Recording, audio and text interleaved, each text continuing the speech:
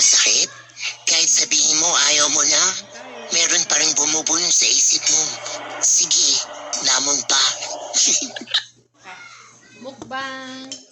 Let's eat. Yan si Ate Girly. Masarap kumain.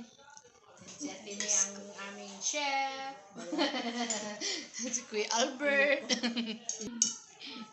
Paano? Kain tayo. Sarap-sarap.